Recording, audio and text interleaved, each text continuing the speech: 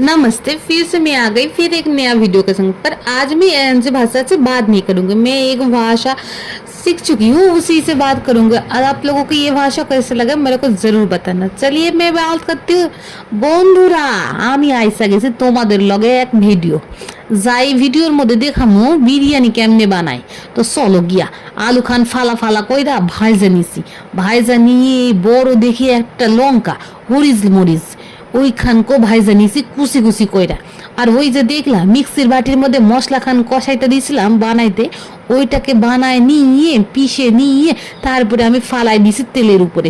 ওই দিয়ে তার উপরে আমি ফালাই দিছি জিরা গুঁড়া, ধনিয়া গুঁড়া, দেখো লঙ্কার গুঁড়াও ফালাই দিছি। আর ফালাই দিছি এই বিরিয়ানি মশলা।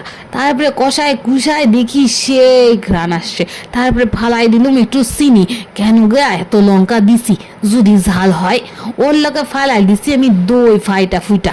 কারণ গিয়া এই দই না দিলে স্বাদ আসবে লাই, ওই লেগে ফালাই দিছি। তারপরে ওই দিয়া আবার কষা নিছি। কেন গিয়া আবার কষা না দিলে কেমন যেন গন্ধ করে, এই মশলার গন্ধ ভালো লাগে না। ওই লেগে কষায় নিছি। যত কষায় বা তত স্বাদ। আবার বেশি কষায় ভালো না, তিতা ধরবে।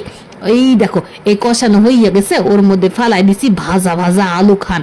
আর এইটা দেখছো, এটা এখন দিব না এই তরকারির ভিতরে, দিব স্টেপ বাই স্টেপ। যখন সাজাইমু বিরিয়ানি তখন দিব। এই পাতা খানো দিব, এই জল খানো দিব।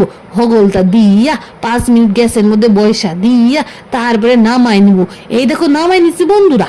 এই দেখো গরিবের বিরিয়ানি। তোমরা যদি বড় লোক হও, বড় বড় চাউল দিয়ে বানাইবা। আমি তো এইরকমই গরিব, তাই লাগে এইরকম বানাইতেছি।